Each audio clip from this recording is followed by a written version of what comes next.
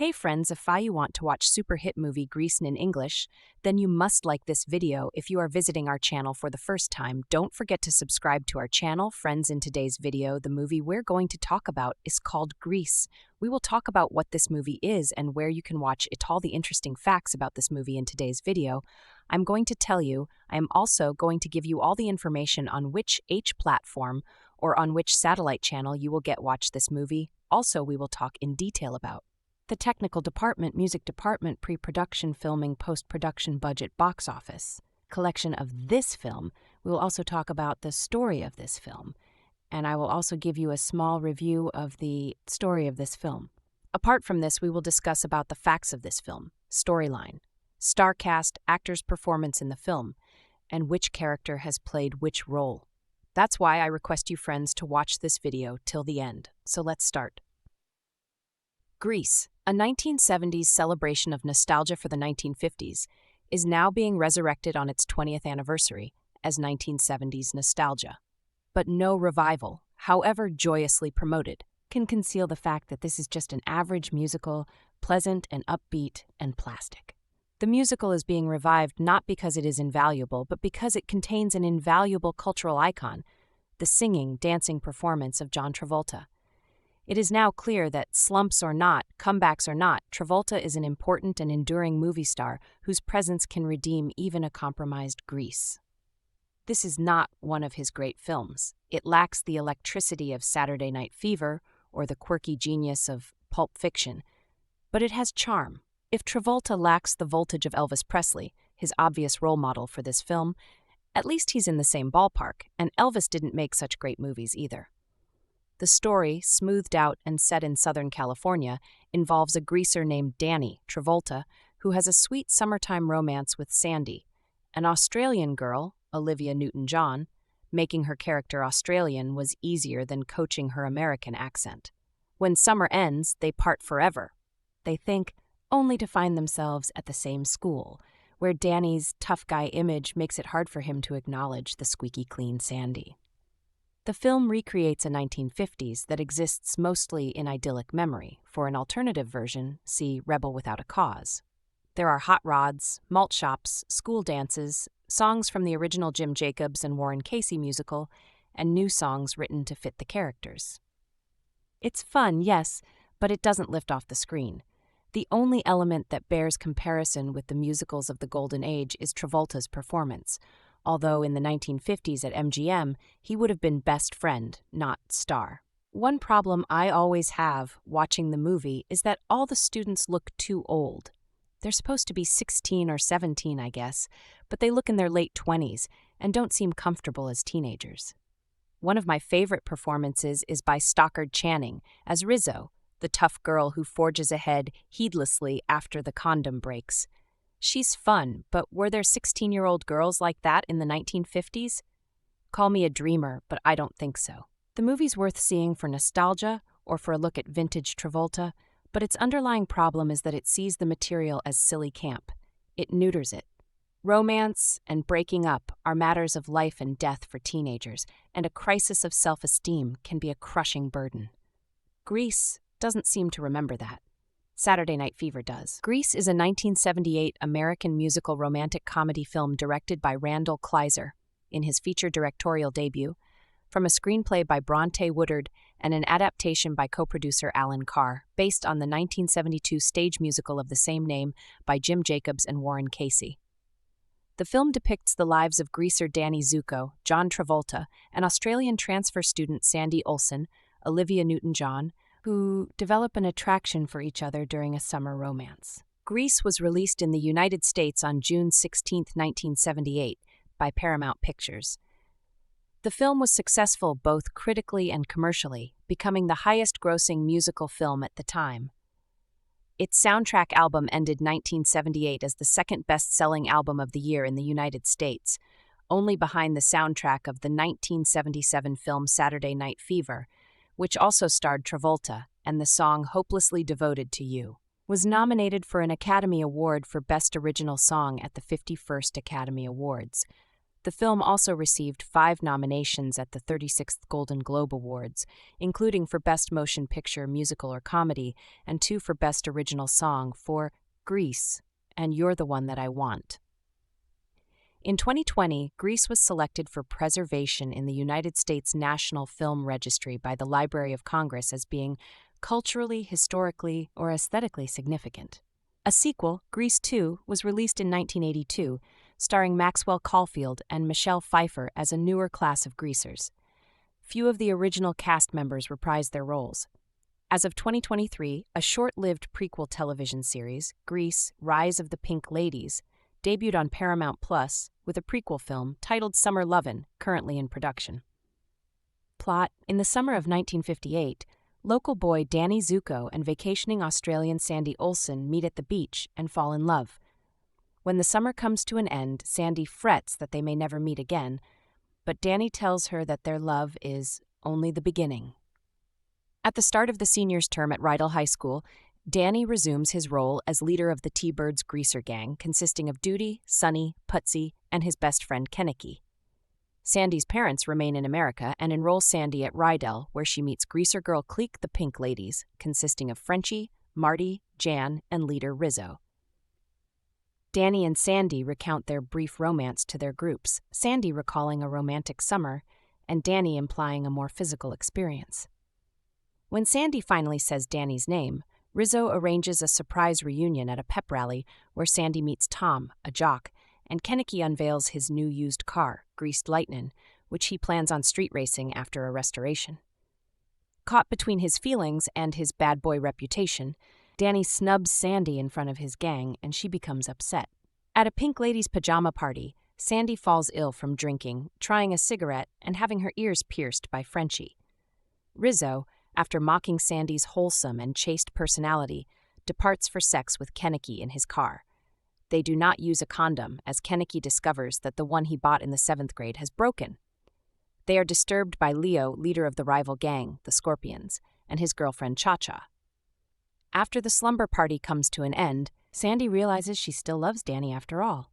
The next day, Danny apologizes to Sandy for having brushed her off the previous night, and with Coach Calhoun's help, becomes a runner and successfully wins her back from Tom. However, their friends crash their date, and Kenneki and Rizzo break up after an argument. After a disastrous beauty class leaves Frenchie with candy pink hair, she drops out of beauty school and reluctantly returns to Rydell to complete her high school education.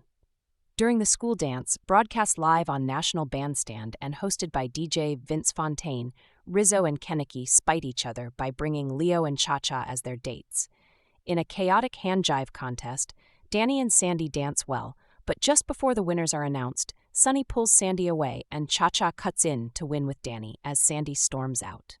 Danny tries to make it up to Sandy by taking her to a drive-in theater, but a more direct and pushy advance causes Sandy to flee in horror. Rizzo fears she is pregnant after missing a period and confides in Marty, who tells Sonny, who inadvertently spreads the rumor to the apparent father Kenneki, though Rizzo denies it to him. On race day, Kenneki is struck in the head by his own car door, so Danny takes the wheel, winning the race after Leo spins out. Sandy, watching from afar and rejoicing for Danny's victory, concludes she still loves him and enlists Frenchie's help in changing her attitude and looks to impress him. On the last day of school, Rizzo finds she is not pregnant and reunites with Kenneki. At a carnival, Danny and Sandy each find they have changed for each other. Danny has become a letterman and Sandy a greaser girl. The two depart in the Greased Lightning car, which takes flight into the sky. Cast, principal cast, protagonists, John Travolta as Danny Zuko, Olivia Newton-John as Sandy Olsen, Birds, Jeff Conaway as Kenneki, Danny's best friend and second in command. Barry Pearl as Duty, Michael Tucci as Sonny Latieri, Kelly Ward as Putsy, Pink Ladies, Stockard Channing as Betty Rizzo, Leader, Didi Khan as Frenchie Facciano, Jamie Donnelly as Jan, Dinah Manoff as Marty Maraschino, secondary cast, students Eddie Deason as Eugene Felsnick, the class nerd, Susan Buckner as Patricia Patty Simcox, the head cheerleader, Lorenzo Lamas as Thomas Tom Chisholm, captain of the Rydell Rangers football team, Dennis Cleveland Stewart as Leo Craterface Balmudo, Annette Charles as Charlene Cha-Cha Di Gregorio, school staff, Eve Arden as Principal McGee. the principal of Rydell High. Dodie Goodman as Blanche Hodel, secretary of Rydell High. Sid Caesar as Coach Vince Calhoun, Rydell High's physical education teacher and athletics coach. Alice Ghostly as Mrs. Murdoch, Rydell High's tomboyish auto shop teacher. Daryl Zwirling as Mr. Lynch. Dick Patterson as Mr. Rudy. Fanny Flagg as Nurse Wilkins. Others, Joan Blondell as V. Frankie Avalon as Teen Angel. Ed Burns as Vince Fontaine. Johnny Contardo and Sha Na Na as Johnny Casino and the Gamblers. Ellen Travolta as a Frosty Palace waitress. Production. Director Randal Kleiser took numerous liberties with the original source material, most notably moving the setting from an urban Chicago setting, based on William Howard Taft High School, as the original musical had been, to a more suburban locale, reflecting his own teenage years at Radnor High School in the suburbs of Philadelphia. Writer Warren Casey was said to have based the high school off of Gorton High School in Yonkers, New York. He had little control over the musical aspects of the film. His choice of theme song, a composition by Charles Fox and Paul Williams, was overruled when Robert Stigwood and Allan Carr commissioned a song from Stigwood's client Barry Gibb at the last minute. Casting.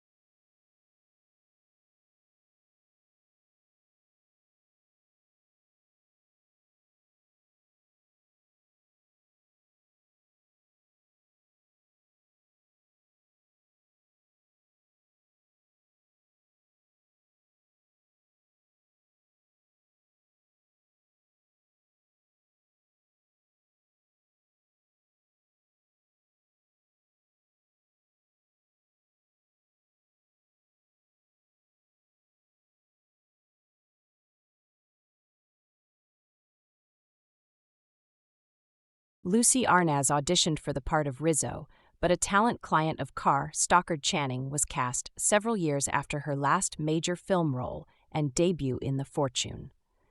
At 33, she was the oldest cast member to play a high school student, and Kleiser made her and the other actors playing students take a crow's feet test to see whether they could pass for younger in close-ups. Softer focus was used on some of the older actors' faces. Channing lobbied heavily to keep the climactic song "There Are Worse Things I Could Do" in the score over Carr's objections. Elvis Presley was considered for the role of the teen angel but died before production, 19. Marie Osmond's brother and duet partner Donny Osmond was another potential teen angel before Avalon was cast, as was Frankie Valli, who had been given the choice of either singing the theme or appearing as the teen angel. He chose the former. Jeff Conaway, like Travolta, had previously appeared in the stage version of Grease. He had played Danny Zuko during the show's run on Broadway.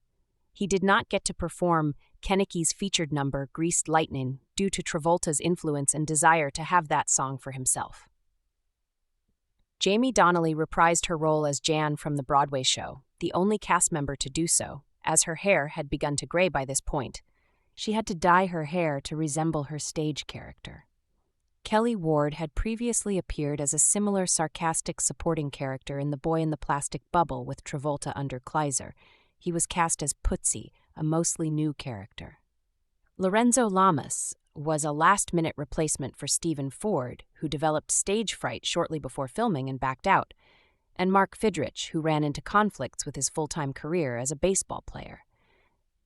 His role contained no spoken dialogue and required Lamas to bleach his hair to avoid looking like one of the T-Birds.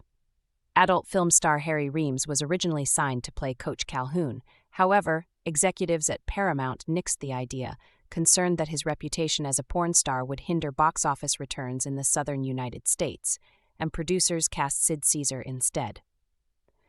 Caesar was one of several veterans of 1950s television: Eve Arden, Frankie Avalon, Joan Blondell, Ed Burns, Alice Ghostly, Dodie Goodman, to be cast in supporting roles. Paul Lynde was considered for the role Arden ultimately filled, with a scene conceived for Lynde that would have had him in a Carmen Miranda outfit. Coincidentally, Frankie Avalon and Randal Kleiser had both appeared in 1966 Fireball 500, the latter as an extra.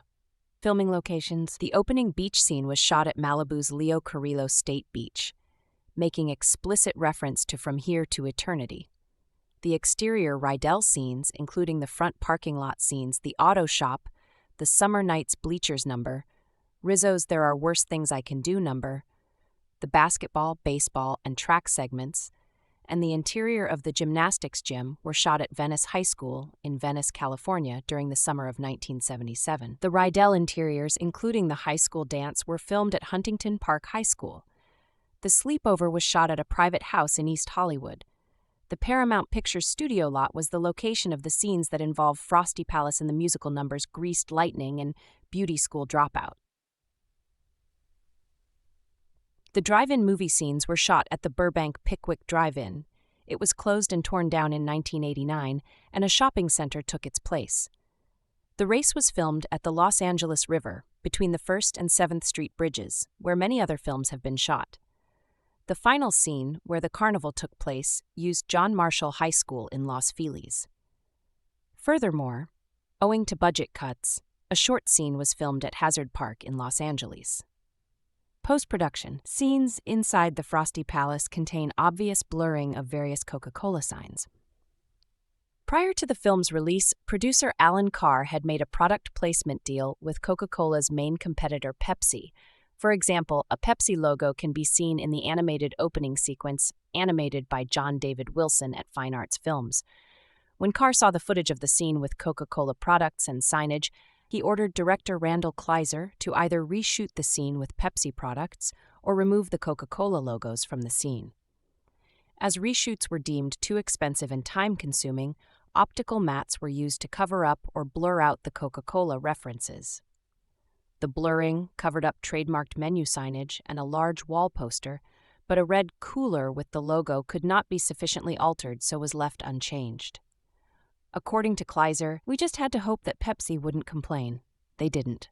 Due to an editing error, a closing scene in which Danny and Sandy kiss was removed from the finished print and lost before its theatrical release.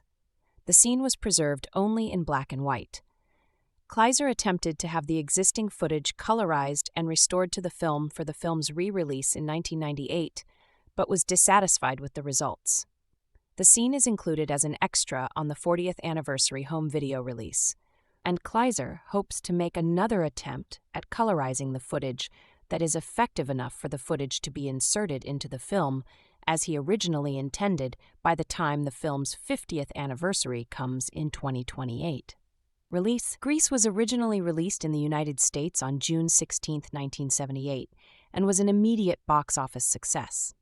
In its opening weekend, the film grossed $8,941,707 in 862 theaters in the United States and Canada, ranking at number 2 behind Jaws 2 at the box office for the weekend and with the all-time opening weekend records. Despite losing the opening weekend, it topped the box office the following weekend with a gross of $7,867,000 and set a record gross in its first 19 days, with $40,272,000. After 66 days, it had grossed $100 million to become Paramount's second highest grossing film, behind The Godfather, and ended its initial run with a gross of $132,472,560, which made it the highest grossing film in 1978. In the United States and globally, it became the highest grossing musical ever at the time, eclipsing the 13-year-old record held by The Sound of Music, with a worldwide gross of $341 million. In the United Kingdom, it opened with a record $2.2 million in its first 8 days. It went on to become the highest-grossing film in the UK, with a gross of £14.7 million. It was re-released May 18, 1979, in 1,248 theaters in the United States and Canada, except for the New York City area, where it opened a week later. Paramount's biggest-ever saturation release at the time, grossing $4.5 million in its opening weekend. The film played for 4 weeks and was then paired with the PG-rated version of Saturday Night Fever in late June. During the reissue, it overtook The Godfather as Paramount Pictures' highest-grossing film. It was re-released in March 1998 for its 20th anniversary, where it grossed a further $28 million in the United States and Canada. It remained the highest-grossing live-action musical until 2012, when it was overtaken by Les Miserables, and it remained the U.S. champion until 2017, when it was surpassed by Beauty and the Beast, and again in 2024 with Wicked, the first installment of that musical's 2-part adaptation. Discounting inflation, Grease is now the 7th highest-grossing live-action musical worldwide.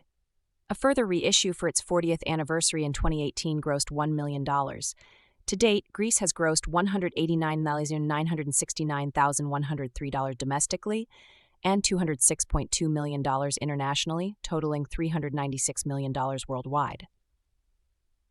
Another reissue took place in select AMC Theaters locations in August 2022 to honor Olivia Newton-John following her death earlier that month, with $1 per sold ticket and the proceeds going to breast cancer research through a donation by AMC Cares.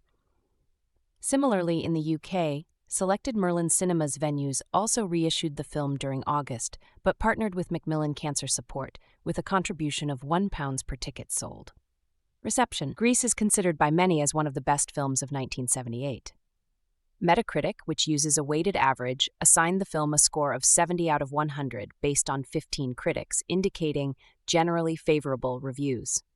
On Rotten Tomatoes, the film holds a 66% approval rating based on 156 reviews. The website's critical consensus reads, "Word is, Grease stars an electrifying John Travolta while serving up some 50s kitsch in a frenetic adaptation that isn't always the one that we want." The film was initially met with mixed reviews. The New York Times' Vincent Canby called the film terrific fun, describing it as a contemporary fantasy about a 1950s teenage musical, a larger, funnier, wittier, and more imaginative than Hollywood movie with a life that is all its own. Canby compared Grease to Don't Knock the Rock, 1956, and Beach Party, 1963, calling it a multi-million-dollar evocation of these B-picture quickies. Gene Siskel gave the film 3 stars out of 4, calling it exciting only when John Travolta is on the screen, but still recommending it to viewers, adding, 4 of its musical numbers are genuine showstoppers that should bring applause. Variety praised the zesty choreography and very excellent new, plus revived music, and thought Travolta and Newton-John play together quite well. Charles Champlin of the Los Angeles Times was negative, writing, "I didn't see Grease on stage, but on the testimony of this strident, cluttered, uninvolving, and unattractive movie, it is the 50s, maybe the last innocent decade allowed to us, played back through a grotesquely distorting 70s consciousness." Gary Arnold of The Washington Post also panned the film, writing, "Despite the obvious attempts to recall bits from Stanley Donen musicals or Elvis Presley musicals or Frankie and Annette musicals, the spirit is closer to the new tastelessness exemplified by Ken Russell, minus Russell's slick visual style. I've never seen an uglier large-scale musical." David Anson of Newsweek wrote, Too often, Grease is simply mediocre, full of broad high school humor, flat dramatic scenes, and lethargic pacing. Fortunately, there's nothing flat about John Travolta. When he's on screen, you can't watch anyone else. In a 1998 retrospective review, Roger Ebert gave the film 3 out of 4 stars, calling it an average musical, pleasant and upbeat and plastic. He found John Travolta's Elvis Presley-inspired performance to be the highlight, but felt that Grease sees the material as silly camp. In 2018, Peter Bradshaw from The Guardian gave it 5 out of 5 stars, saying it's still a sugar rush of a film. Grease was voted the best musical ever on Channel 4's 100 Greatest Musicals in 2004. The film was ranked number 21 on Entertainment Weekly's list of the 50 best high school movies. In recent years, the film has been reassessed for what some critics have deemed as discriminatory and problematic content. Bryn Gelbart from Business Insider wrote that the film had not aged well, describing it as preaching an unfortunate message, with aspects that could be considered regressive by today's standards. Riston Baldwin of Entertainment Weekly wrote that the ending of the film was decidedly unfeminist. Katie Hall of the Sydney Morning Herald said that the film was deeply problematic, but also ahead of its time.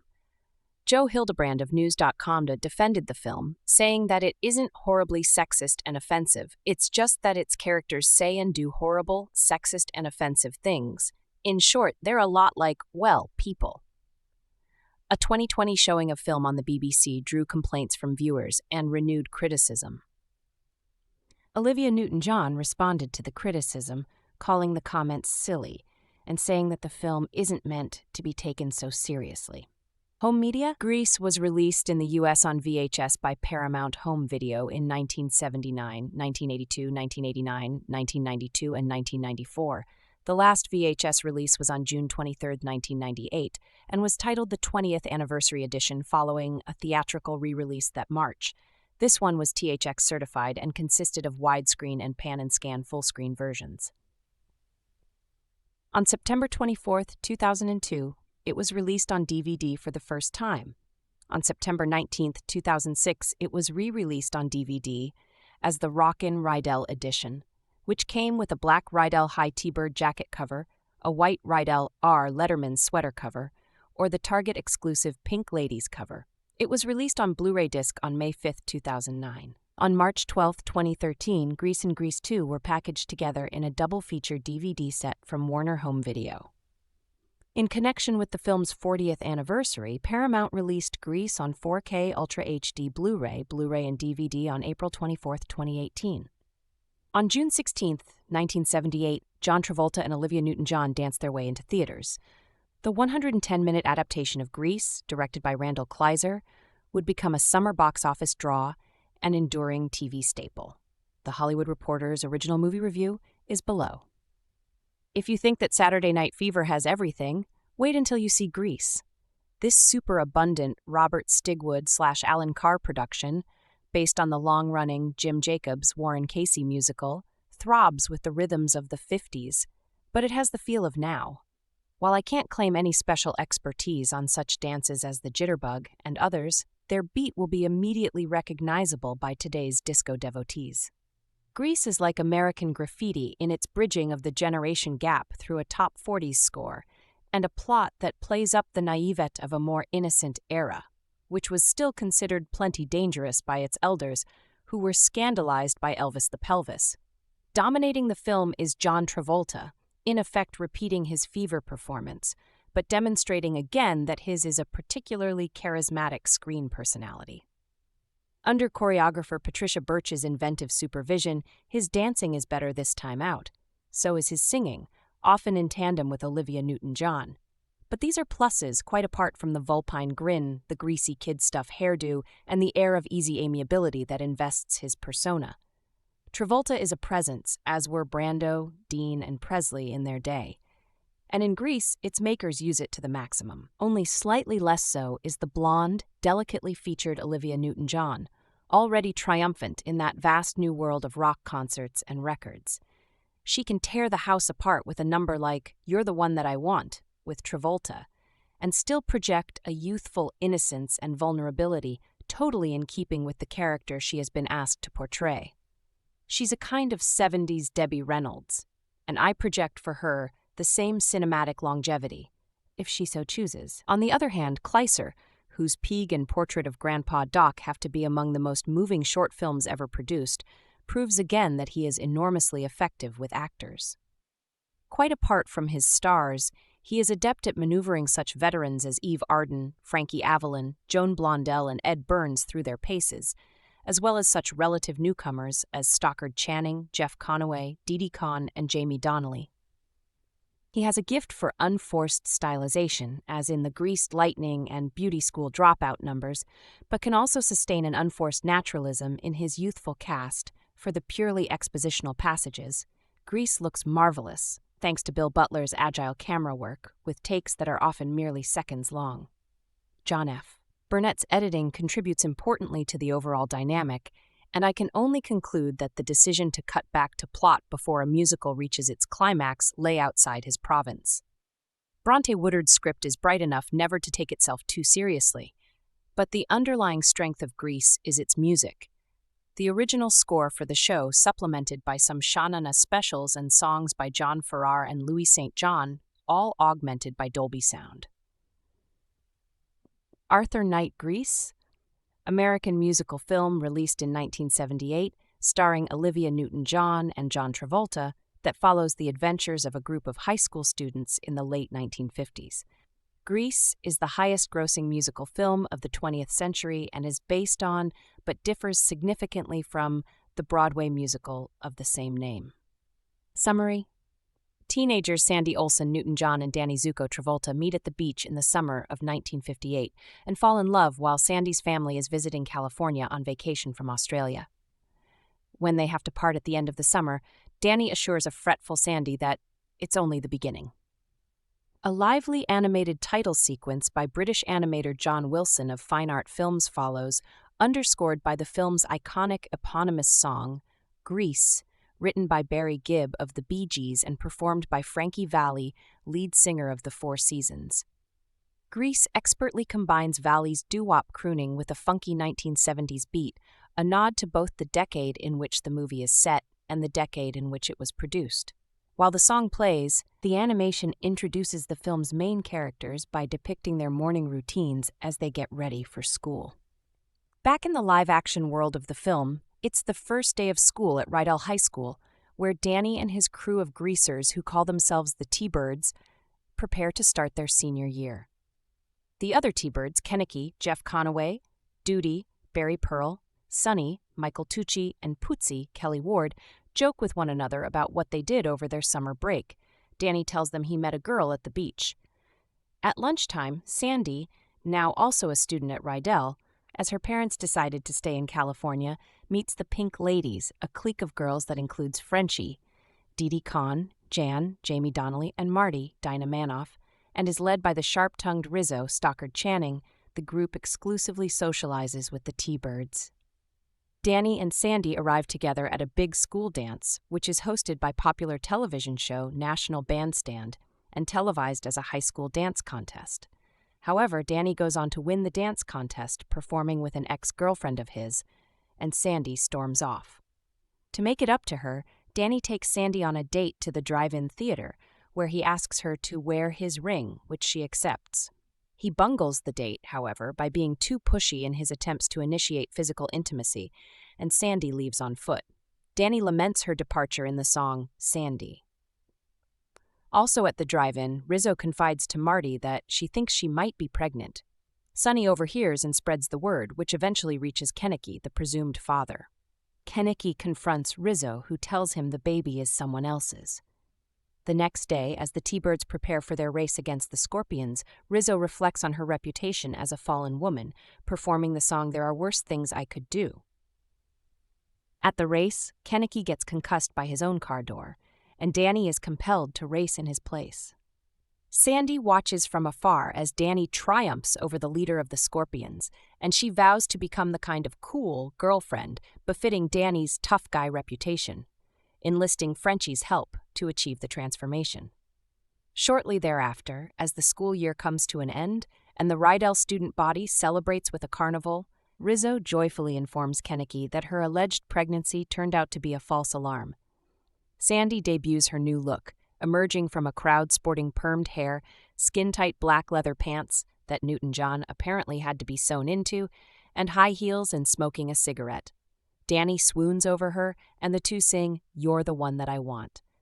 Conflicts resolved, the cast performs "We Go Together," and the two lovebirds get into a souped-up car and fly, fly off into the sunset. Source material: the film is based on the stage musical of the same name, written by Jim Jacobs and Warren Casey. The musical premiered at the Kingston Mines Theater in Chicago in 1971 before opening off-Broadway in 1972 and moving to Broadway later the same year. Grease was nominated for 7 Tony Awards in 1972, including those for Best Musical, Best Book of a Musical, Best Choreography, and Best Costume Design. Both Conaway and Travolta performed in the Broadway cast of Grease prior to the musical closing in 1980. Conaway starred as Danny and Travolta played Duty. 10 of the stage show's 20 songs were cut or reduced to background music in the film adaptation. Some of those involved in making the show and/or its film adaptation thought that the film turned out to be a sanitized version of the grittier, raunchier stage play.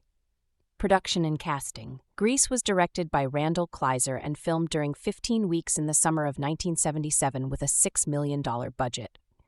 In a 2023 article in The Guardian, actor Kelly Ward, who played T-Bird Putsy, remembered shooting the film as a summer-long party. Henry Winkler, who played Fonzie on the popular TV sitcom Happy Days, was originally selected to play Danny, but he declined the role because he did not want to be typecast as a leather jacket-clad ladies' man. Travolta, who was a longtime friend of the film's casting director, Joel Thurm, joined the project and advocated for Newton-John to be cast as Sandy. She was concerned that, at 29 years old, she would not be able to convincingly play a teenager. Most of the movie's principal actors, however, were in their 20s or early 30s, and Thurm was more concerned that they all appear to be of similar ages rather than that they appear to be teenagers. Legacy. Although Grease initially received mixed reviews, the film was a huge commercial success. It was the highest-grossing film of 1978 and the highest-grossing musical film of the entire 20th century, bringing in $182 million domestically and $387 million worldwide. In addition, the stage show has spawned more than 123,000 productions worldwide, cementing its status as a global cultural phenomenon. The stage show returned to Broadway in 1994 and 2007. The soundtrack for Grease became one of the most popular original film soundtrack albums of all time, eventually selling more than 30 million copies worldwide. The hit songs Grease and You're the One That I Want reached number 1 on the Billboard Hot 100 chart, and Hopelessly Devoted to You and Summer Nights peaked at number 3 and 5, respectively. The film spawned a sequel, Grease 2, 1982, which is directed by Patricia Birch, who served as the choreographer for Grease and its original stage production, and stars Michelle Pfeiffer. Grease also inspired the musical television series Grease, Rise of the Pink Ladies, 2023, which is set 4 years before the events in Grease. Review. Grease is one of those movies that everyone has seen once, or at least knows of. It's a simple story. It's the 1950s, and greaser Danny, played by John Travolta, and the innocent Sandy, played by Olivia Newton-John, fall in love during the summer and try to keep their relationship afloat despite their different cliques. Directed by Randal Kleiser, Grease is a charming movie that still manages to entertain. Again, it's very simple, but it's also a very sweet movie. It's not overly complicated and doesn't try to make itself too seriously. The characters are likable, and the viewer wants to see Danny and Sandy's love prevail. The side characters are also well written, as the greasers and pink ladies succeed in their jobs as supporting characters while also having subplots of their own, especially the subplot for Kenicky, Jeff Conaway, and Rizzo, Stockard Channing, the leaders of the greasers and pink ladies. It makes them so they feel like characters living their own lives within this story. I will say, though, that some of the dialogue is a little weird. It does tend to exaggerate that sort of 50s teen movie feeling, which does fit at certain times, but for others it breaks the immersion. The songs are nothing special. They're catchy and fit the 50s aesthetic well. They don't feel out of place, but after a while, they do start to feel corny. The song Sandy also has some corny visuals with the drive-in snack bar commercials play behind Danny. Some will say that that's part of this film's charm, but some might not like it. The dance scenes are well done and look impressive. The colors in Grease are absolutely beautiful. It really captures the 50s aesthetic of pastels and bright colors perfectly and transports the viewer to that time. Even the animated opening has clever color usage and fits in with the movie without detracting from it. I also love how every time the daytime sky is shown, it's bright blue. To me, it makes the movie even more nostalgic and adds to the overall feeling. The clothing the characters wear also have the same usage of pastel colors, and it also helps bring about the time period. As for the audience, I would say mid-teens or older. Though I've known people who've seen it as young as 10, me included, there is a lot of language that some parents wouldn't want their children hearing, especially in the song Greased Lightnin'. There are also many mature themes that parents might not want their children to see. With the recent broadcasting of Grease live, the 1970s classic Grease has been all the talk. This iconic musical-turned movie opens up with upbeat music by Frankie Valli, music that many consider the soundtrack to their childhood. Tracks like Summer Loving and Hopelessly Devoted to You help set the mood of the movie as we see a teenage love story unwind amongst drama and rivalry. Set in the 50s, the movie's first scene shows its two main characters, Sandy Olson, played by Olivia Newton-John, and Danny Zuko, played by John Travolta, on a beach date. Near the end of that scene, Sandy, an Australian teenager, tells Danny with great disappointment that she will be going back to Australia as summer ends. Danny reassures her that that summer will not be the end of their relationship, but that it's just the beginning. Consequently, this scene immediately jumps into the opening credits and upbeat music.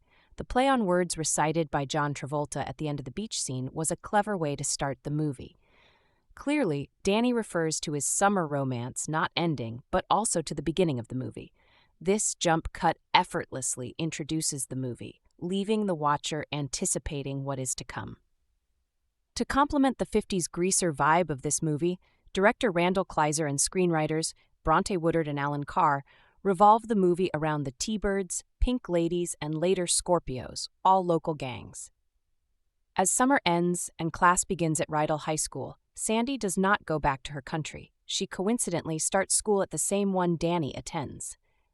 Not knowing that each other goes to the same school, Sandy befriends the Pink Ladies. The Pink Ladies are the female counterpart to Danny's gang, the T-Birds. Since Sandy has befriended girls close to the T-Birds, news travels and her new friends introduce her to Danny again. Once they meet, he tries to brush her off to impress his friends, making Sandy run off in tears. This starts Danny's journey to win Sandy back, while he also struggles to keep his bad boy image. Grease has been seen as one of the greatest musical-based movies by fans and critics for good reason. Categorized as comedy musical teen film, Grease reaches larger audiences than most movies. Characters like Sonny, Putzie, and Doody, T-Bird members, provide comedic relief when needed. For example, at the televised school prom, the three T-Bird members moon the cameras while the track Blue Moon plays in the background. This scene is not only clever, but much needed because moments before Danny is pulled away from Sandy, leaving her confused and heartbroken. The juxtaposition of the scenes advances the plot while keeping the watcher entertained. Additionally, Grease also appeals to action lovers. During the movie, there is a gang rivalry between the T-Birds and the Scorpios. To settle the rivalry, Danny and Leo, Scorp's gang leader, have a race. Moreover, the movie is relatable to most teens. Grease not only talks about puppy love, but also about sexuality and teen pregnancy. Every character has such a unique personality that you are bound to see yourself in one of them. Likewise, because the movie is so relatable, you find yourself rooting for the characters and their relationships. Grease has also become a huge success, partially because of John Travolta's leading role. The complicated dance moves he performs elevate the movie to grandeur. Although, if I had to critic one thing about this movie, it would be the age of the actors. Most of the cast play high school teenagers, but the majority of the cast looks to be in their mid-20s. Although this does throw the movie off a little, I don't mind it because the acting skills of all the actors is exquisite. I say this because the actors and actresses in this movie not only act, they dance and sing as well.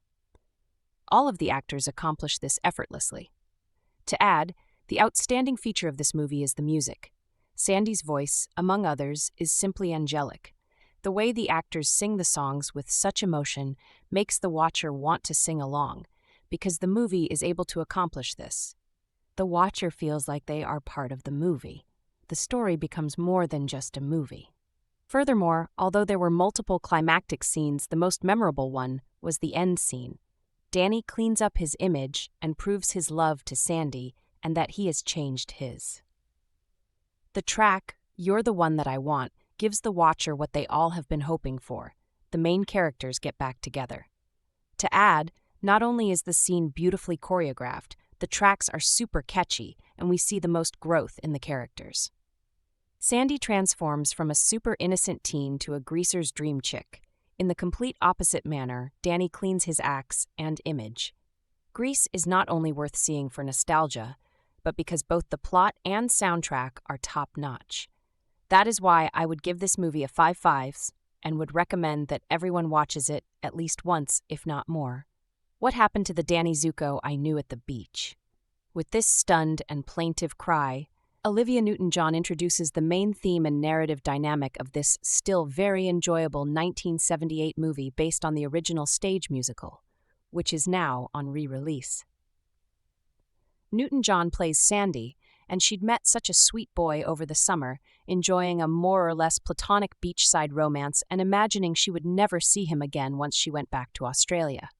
But her family's plans changed, and with the new term, Sandy shows up at the local high school and is astonished to see Danny, played by John Travolta. Compelled to be super cool in front of his gang buddies, he is crudely dismissive of Sandy, but secretly still in love with her.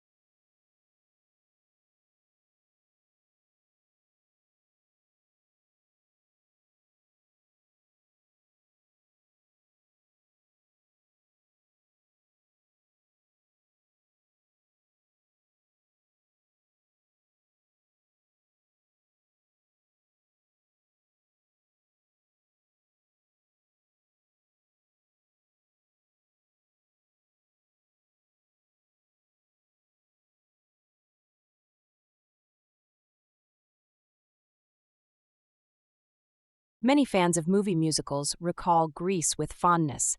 It certainly isn't a momentous film and stands a considerable distance downslope from the pinnacle its genre, but it became a huge hit in an era when the musical was well into its death throes. Aside from the likes of Little Shop of Horrors, 1986, the Disney animated films, and Evita, 1996, there have been few memorable big-budget motion picture musicals since Grease. The film was also popular enough to spawn a sequel, catchily titled Grease 2, but the less said about that sad endeavor, the better. There are several reasons why Paramount Pictures has chosen to re-release Grease on its 20th anniversary, all of which have something to do with money. 70s nostalgia is in full bloom. America has a thing about looking back 20 years. Travolta is hot again, and the CD is a cash cow. The biggest reason, however, is the unexpected windfall created last March when 20th Century Fox unveiled a spruced-up Star Wars. No one thinks Grease's 1998 box office total will come close to that of the first installment of George Lucas's space opera, but it should still make a tidy profit. The digitally remastered soundtrack, which sounds great, and the enhanced color can only help. Grease boasts what all successful motion picture musicals have: likable stars, a simple but not trivial plot, and a lot of enjoyable music. Familiarity with the soundtrack is undoubtedly one of the reasons for the film's popularity. Several of the songs have achieved pop hit status. Who can't recognize Grease, Hopelessly Devoted to You, You're the One That I Want, Greased Lightning, and Summer Nights? These may not represent great music, but they're a lot of fun to listen to, as their abiding appeal proves. Incidentally, 3 of those, Grease, Hopelessly Devoted, and You're the One, were penned specifically for the movie. The others are leftovers from the stage show. The plot, such as it is, opens during the summer of 1958 when, to the tune of Love is a Many Splendored Thing, Danny, Travolta, and Sandy Newton-John fall in love. After pledging their undying affection, they go their separate ways, returning to the reality that every teenager must face after Labor Day: high school. The two are in for a surprise, however. Sandy has changed schools, and unbeknownst to Danny or her, they are now both in Randal High's senior class. Their eventual reunion, however, is anything but joyous. Although Danny is secretly delighted to see Sandy, he realizes that an overt display of joy will look bad in front of his tough friends, so he plays it cool. To Sandy, the reaction is like a slap in the face. The two then spend the rest of the movie dancing around each other, eventually getting together for the musical finale. In addition to the songs, highlights of Grease include Travolta's daffy, limber performance as Danny, Newton-John's sexy but sweet Sandy, and a cast of adults trying vainly to pass themselves off as high schoolers. Despite all of the silliness and singing, the exuberance of youth lies at the core of Grease, and although everything is greatly exaggerated here, the film brings back memories of what it was like to hang out in the schoolyard, take a date to a drive-in movie, and attend a prom. As Danny, the leader of the leather jacket-wearing T-Birds, Travolta is a riot, alternately swaggering to prove his coolness and reaffirming his ability on the dance floor. The actor gives the kind of performance that's perfect for the role. His comic aptitude, often on display during the 70s in Welcome Back, Kotter, is used to good effect in a montage where Danny tries out at several sports in order to prove his worth to Sandy.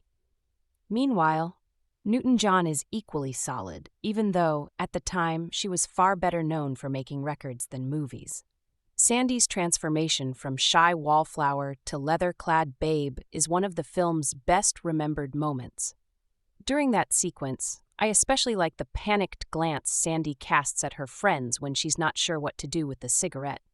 Newton-John and Travolta develop a palpable chemistry, which is why they re-teamed 5 years later in the failed romantic comedy Two of a Kind, a movie that was unable to revive their then-flagging careers. The supporting cast contains a number of familiar faces.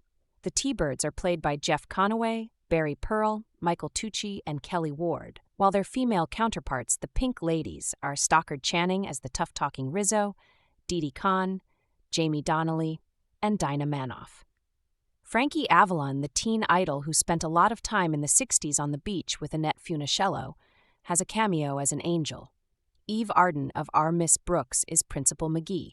Comedian Sid Caesar plays Coach Calhoun, Alice Ghostly, Esmeralda on Bewitched, is Mrs. Murdoch, and the singing group Sha Na Na doubles as Johnny Casino and the Gamblers. Grease works as a musical, a comedy, a light romance, and a gentle satire of teenage life during the 50s. In part because of its persistent high spirits, it's a delight to watch, even 20 years after it first appeared on the screen. There's no doubt that Grease has a devoted legion of fans, so it will be interesting to see how well the movie performs at the box office. After all, it is readily available on videotape, and unlike last year's big re-release, there are no restored outtakes and enhanced special effects. The only things Grease has to rely upon are its reputation and its music. For me, at least, that's enough for a trip to the theater. Along with most other households in the UK for members of Gen X, the best generation by the way, we had the soundtrack for the film Grease. When the film was finally shown on UK TV, I recorded it and watched it fat too much.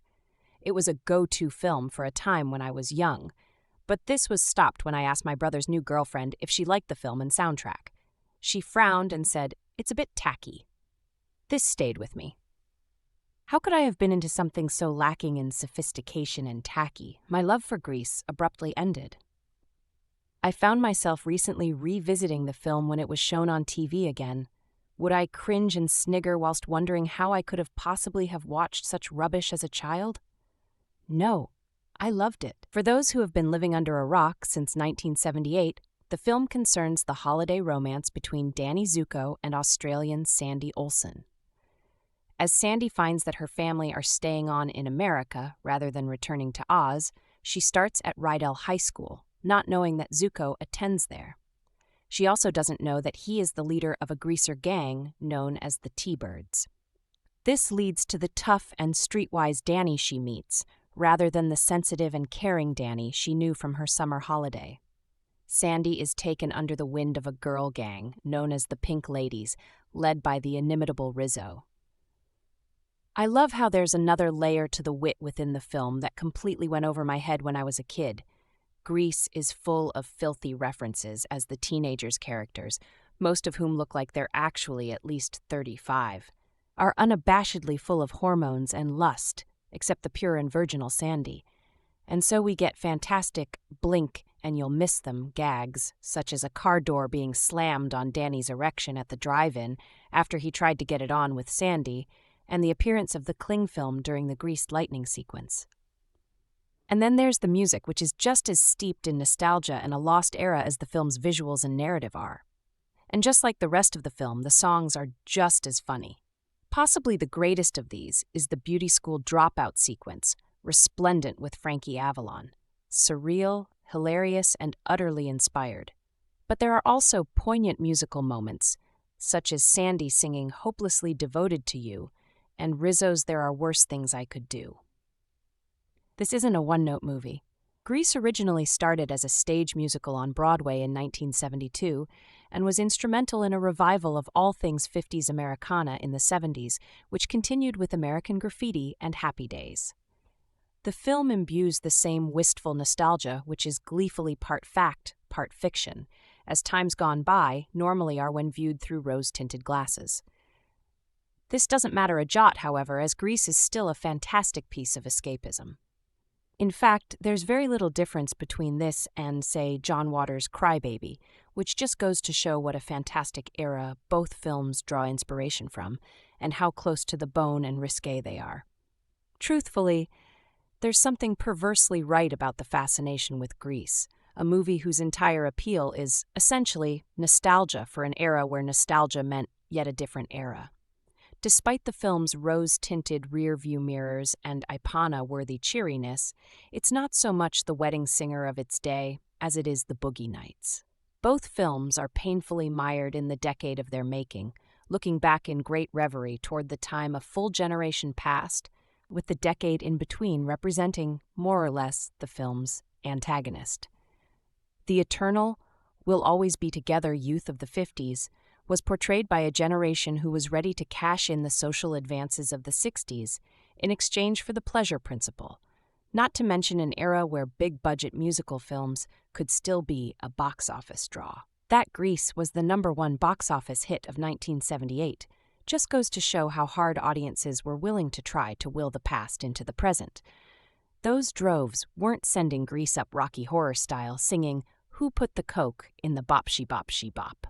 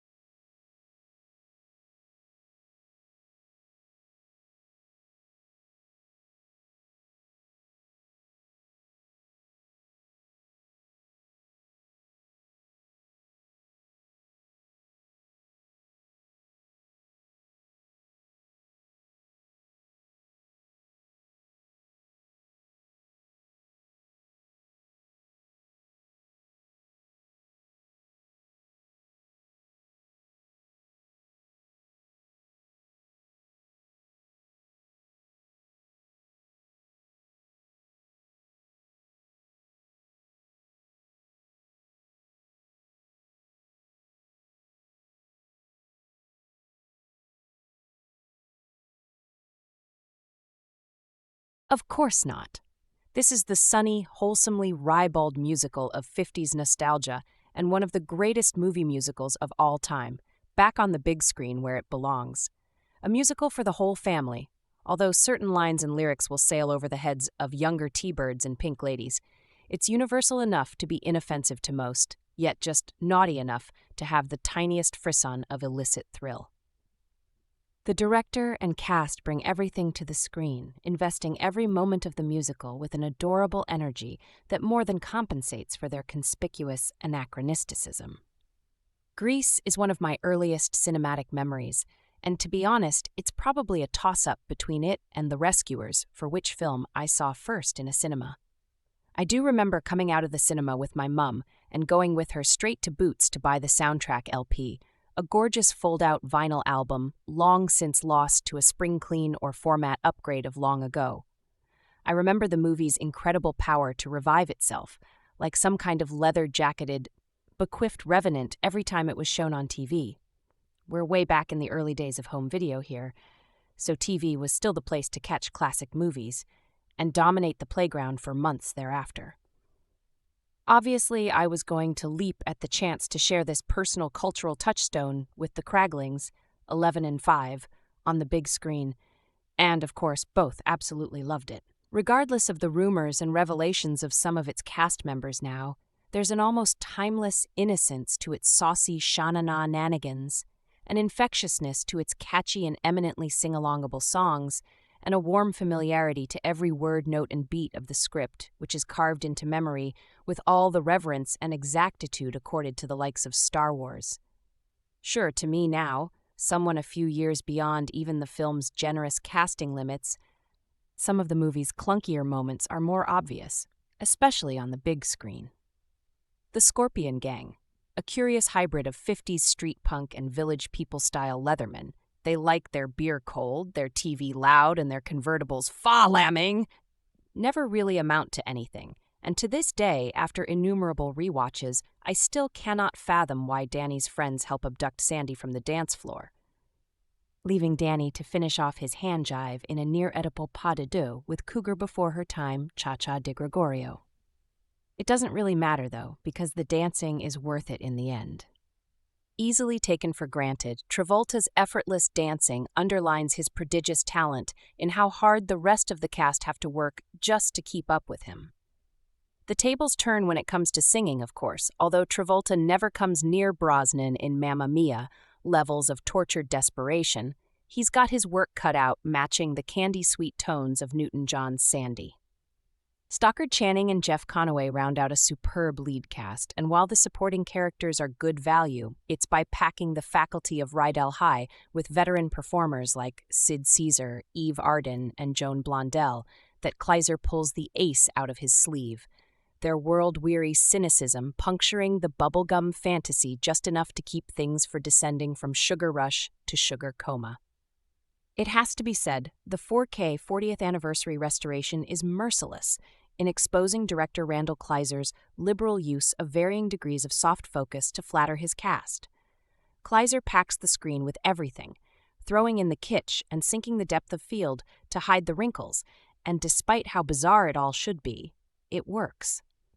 The irresistibly dazzling charisma of Travolta and Newton-John, never replicated in their subsequent team-ups.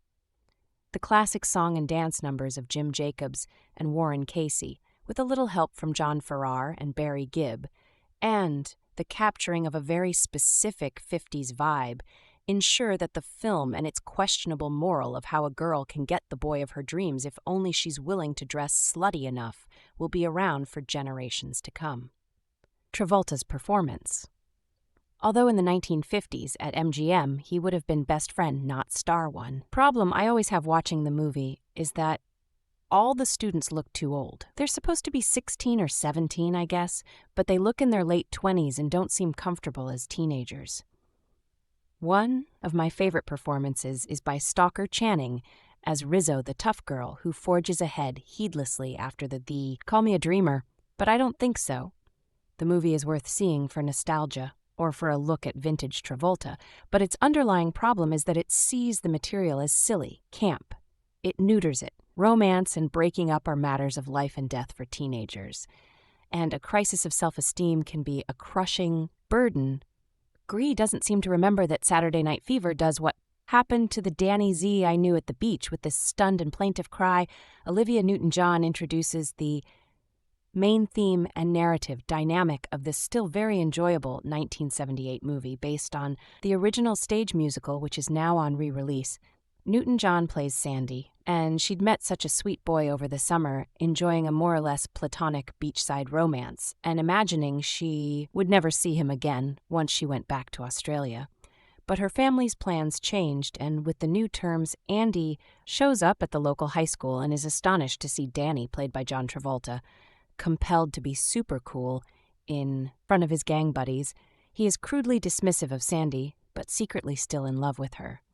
We hear the classic split point of view song Summer Nights, in which Sandy regales her saucer-eyed friends with Danny's gallantry, and Danny jeeringly implies he'd had his way with her on the sand. The movie is all about male identity, peer pressure, sex, in that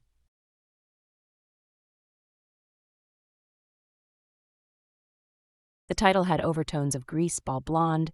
Sandy is as waspy as they come. Danny and some of his gang are regarded as outsiders, partly because of their Italian-American ethnicity, and the same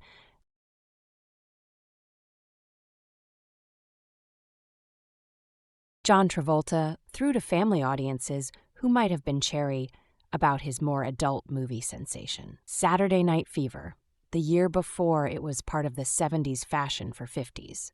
Nostalgia, that also had its expression in George Lucas's American Graffiti and Gary Marshall's long-running TV show, Happy Days, and survived in the form of Robert Z's Back to the Future in 1985. Travolta's effortless dancing here is different from his live and narcotic sexy disco performances in Saturday Night Fever in Grease. It is more family-friendly, still superb, less about pelvic grinding than about the quiff elbows and the knees, rotating in 4/5 shunts, as if he were appearing in an Egyptian frieze. It's still a sugar rush of a film.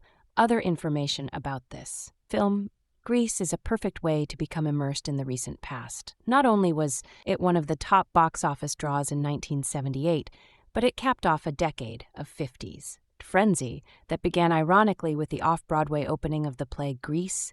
In late 1972, the stars were 70s icons, with John Travolta having come off his phenomenally successful outing in Saturday Night Fever, and Olivia Newton-John having made her American acting debut after repeated stays atop worldwide pop charts. The songs are 50 style hits that have shown their enduring popularity. The soundtrack for Grease sold well in 1978 and is still going strong 2 decades later. Many fans of movie musicals recall Grease with fondness. It certainly isn't a momentous film and stands a considerable distance downslope from the pinnacle, its genre, but it became a huge hit in an era when the musical was well into its death, throws aside from the likes of Little Shop of Horrors 1986, the Disney animated films, and Aid 1996, there have been few memorable big-budget motion picture musical. Since Grease, the film was also popular enough to spawn a sequel, catchily titled Grease 2. But the less said about that sad endeavor, the better. There are several reasons why Paramount Pictures has chosen to re-release Grease on its 20th anniversary, all of which have something to do with money. 70s nostalgia is in full bloom. America has a thing about looking back 20 years, Travolta is hot again, and the CD is a cash cow.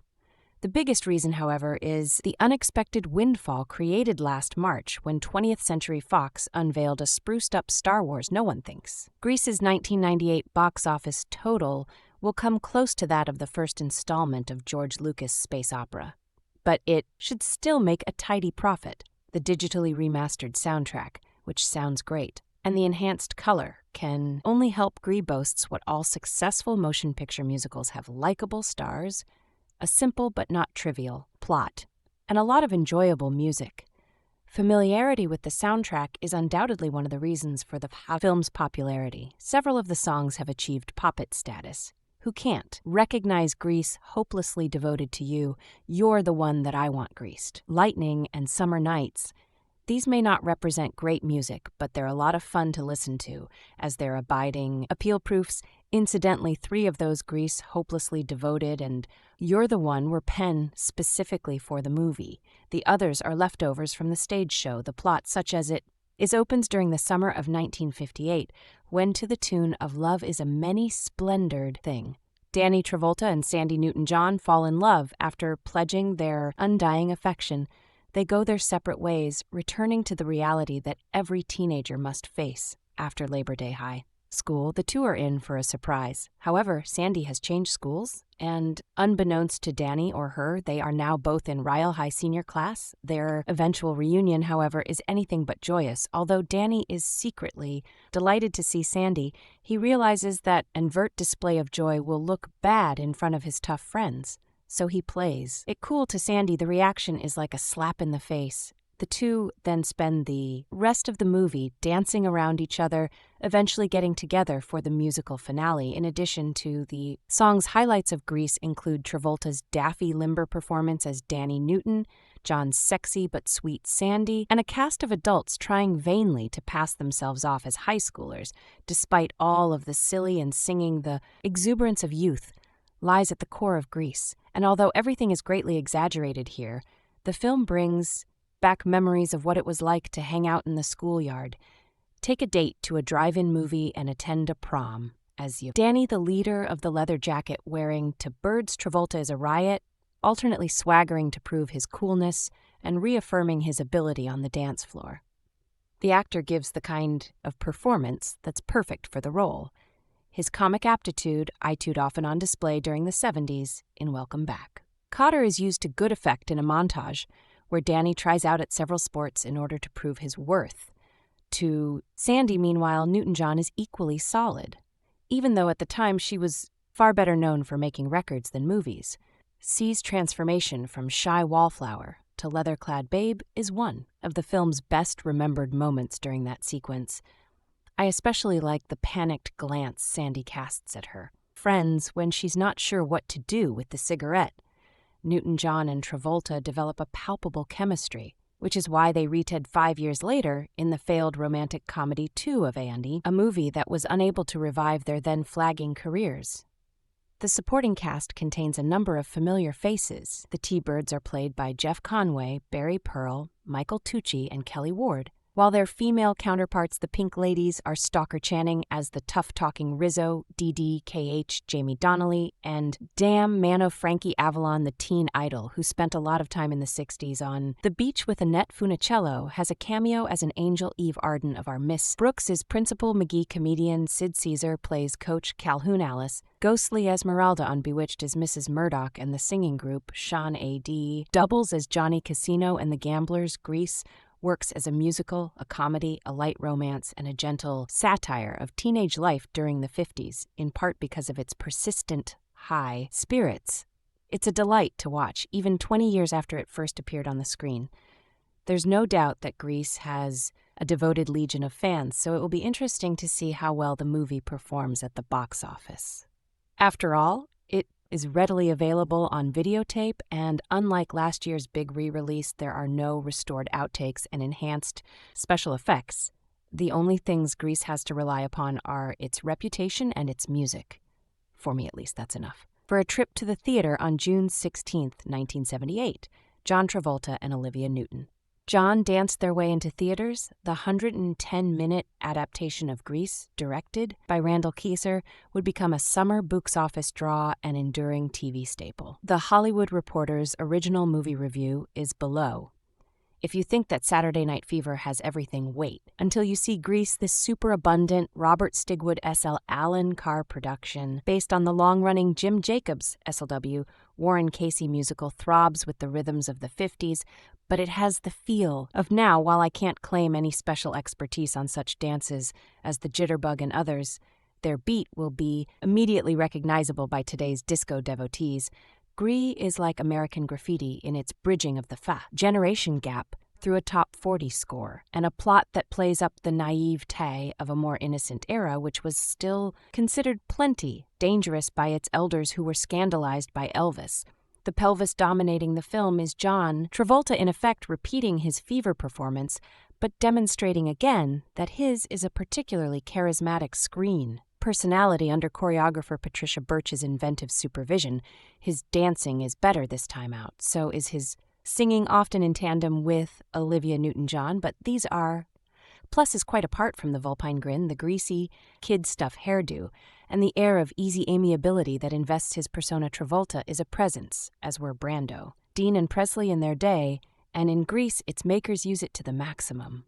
Only slightly less so is the blonde, delicately featured Olivia Newton-John, already triumphant in that vast new world of rock concerts and records. She can tear the house apart with a number like You're the One That I Want with Travolta and still project a youthful innocence and vulnerability totally in keeping with the character she has been. Asked to portray, she's a kind of 70s Debbie Reynolds, and I project for her the same cinematic longevity if she so chooses. Plot isn't exactly what Grease is all about. In fact, it's really just an updating of that 1928 musical Good News, as if directed by that forgotten regisseur of the 30s.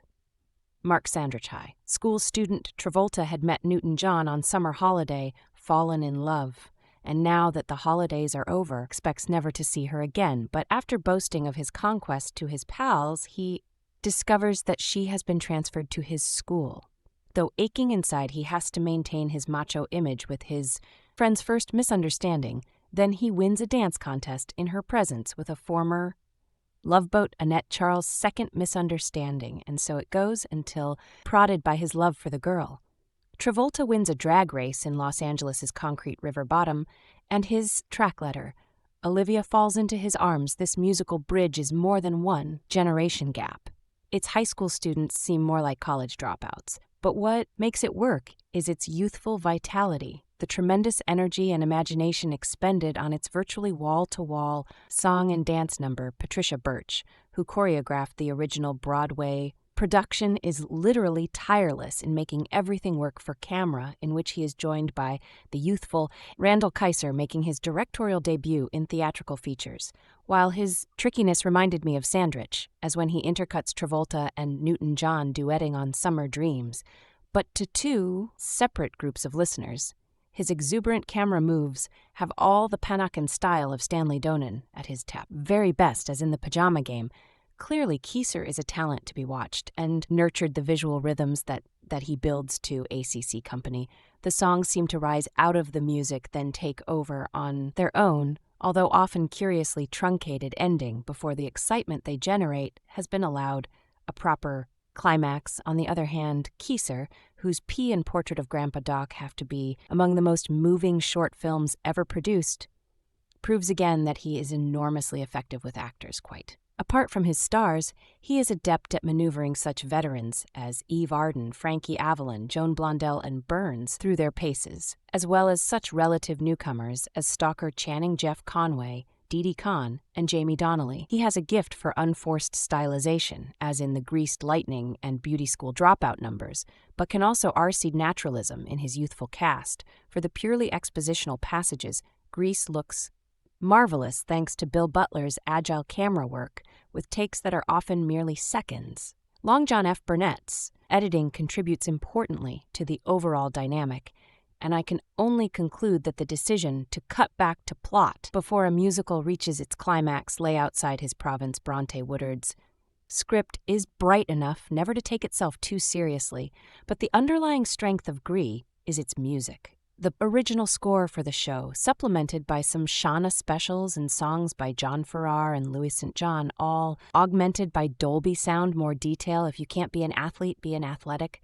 Supporter says someone in Grease Empire. It's one of the few funny lines in this all-conquering movie, but then such as its lack of real panache, one is not quite sure whether it understands the double meaning. The Robert Stigwood film, already pre-sold to countless millions, is a grave disappointment to anyone in search of style or substance. But one thing this botched 50s pasty does achieve is an increased affection for George Lucas' American Graffiti, based on the pop musical which took Broadway by storm in 1972, which Time correctly described as like an old yearbook in the carton of high school memorabilia we all keep stored somewhere in the back of our lives the film shrewdly but impertinently inserts a huge dose of 70s disco music into the score and populates its high school with some of the oldest pupils W is ever likely to see this side of the Open University. Moreover, it is directed by 30-year-old Randal Kleiser, who not only can't possibly know what the 50s were about, but is a graduate from television with only the remotest idea of how to handle a widescreen. The consequences of this are profound, and even reflect on the performances of the two starry principals, John Travolta, whom God and Hollywood preserve, in case the world takes suddenly against him, can display only half the animal energy he had exhibited so sexily in Saturday Night Fever. As dangerous Danny the boy, sweet little Sandy, Olivia Newton-John wishes so much was just a regular guy. He poses like some forlorn young stud in a bedroom full of chastity belts. As for Andredee's substitute for the 70s, she acts and sings prettily, but her final metamorphosis as a leather-clad siren makes You're the One That I Want sound like an invitation to a snogging session behind the vicarage. And don't ask me about the dancing or I'll explode. The Busby Berkeley stylizations are grim enough, but the high school lawn mowing has to be seen to be disbelieved still. There are compensations, as indeed there must be to keep so many customers happy for so long. One of them is undoubtedly Eve Arden as Principal McGee. A real performance, this, and the fleeting, not very meaty cameos accorded to other 50 stalwarts like Frankie Avalon, Sid Caesar, and Ed Burstocker Channing is fine too. But about 15 years too late for her part, the rest is pure pap, admittedly, enlivened by hit songs in the wrong style. Great fun, no doubt, if you don't give a damn for the cinema, but disappointingly full of holes if you do the central theme, which is really Pat Boone and Sandra Dee versus Elvis Presley. And the groupie syndrome is certainly sketched out, but whoever held the pencil seems incapable of drawing a straight line through the dross if there have only been a handful of successful screen musicals since Grease first appeared. It's mainly because very few of them can hold a candle to the memorable song and dance routines and all-round exuberant on offer here, unlike the other film from the late 70s that everyone remembers, Star Wars. Grease isn't necessarily one of those films that needs to be seen on the big screen to be appreciated fully, but the fun to be derived from going into a cinema to watch the highlights from the class of Ryle High senior year with a like-minded audience renders this a truly unmissable experience. However, Grease is a bit of a strange movie to be considered classic given its lack of merit in other departments. The acting is hardly quality, although the gleefully mocking Channing and Conaway provides some spark. The direction is pedestrian, and it's likely that better scripts have been penned on postage stamps, but ironically, it's this clunky kit quality that makes Grease such a perpetual joy. Even after repeated viewings, there's something delightful about watching people obviously long out of school, trying to play 17. Again, Channing in particular was 32 when she took on the role of Rizzo. While they cred the likes of Greased Lightning and Summer Nights, the innocence of the decade is affectionately and none too seriously captured, though they may have dressed differently in the 1950s. 17-year-olds were rebellious, too. For its 20th anniversary, there was a celebratory sprucing up. The sound effects are sharper, the print cleaner, the songs louder than ever before, which is the icing on the cake for a film which almost no one will admit to liking, but is still universally adored in short re-relays. Heaven extra information, Grease is one of those movies that everyone has seen once or at least knows of. It's a simple story, it's the 1950s, and Greaser, Danny played by John Travolta, and the innocent Sandy played by Olivia Newton. John fall in love during the summer and try to keep their relationship afloat despite their different cliques. Directed by Randal Kleiser, Grease is a charming movie that still manages to entertain. Again, it's very simple, but it's also a very, very sweet movie. It's not overly complicated and doesn't try to make itself too seriously. The characters are like AEL, and the viewer wants to see Danny and Cy's love prevail. The side characters are also well written, as the Greasers and Pink Ladies succeed in their jobs as supporting characters while also having subplots of their own. Especially the subplot for Kaneki, Jeff Conaway, and Rizzo Stalker Channing, the bot, leaders of the Greasers and Pink Ladies. It makes them so they feel like characters living their own lives within. The story, I will say though that some of the dialogue is a little weird. It does tend to exaggerate that sort of 50s teen movie feeling, which does fit at certain times, but for others, it breaks the immersion. The songs are nothing special. They're catchy and fit the 50s aesthetic well. They don't feel out of place, but after a while, they do start to feel corny. The song Sandy also has some corny visuals with the drive-in snack bar. Commercials play behind. Dan, some will say that that's part of this film's charm, but some might not like it. Dance scenes are well done and look impressive. The colors in Grease are absolutely beautiful. It really captures the 50s aesthetic of pastels and bright colors perfectly and transports the viewer to that time. Even the animated opening has clever color usage and fits in with the movie without detracting from it. I also love how every time the daytime sky is shown, it's bright blue to me. It makes the movie even more nostalgic and adds to the overall feeling. The clothing, the characters will also have the same usage of pastel colors, and it also helps bring about the time period. As for the audience, I would say mid-teens or older, though I've known people who've seen it as young as 10, me included. There is a lot of language that some parents wouldn't want their children hearing, especially in the song Grease Lightning. There are also many mature themes that parents might not want their children to see. The Grease won't satisfy those looking for a dramatic movie and is a little corny at charming movie that people can enjoy if they want a fun viewing experience. Thanks to memorable music, hot dancing, and nostalgic costumes, Grease, originally released in 1978, still holds the record for the biggest grossing musical film in history. Now digitally remastered and released to the big screen again, this film may quickly top its own records. The movie begins with Danny Zuko, John Travolta, and Sandy, Allan, Olivia Newton-John saying goodbye as a perfect summer romance ends. The plot develops as Sandy unexpectedly enrolls as a new student at Danny's high school instead of the romantic Danny she met at the beach. Sandy finds a tough-talking member of the greaser gang, the T-Birds. Sandy, a sweet, innocent Sandra D type, cannot believe Danny is the same person she met over the summer.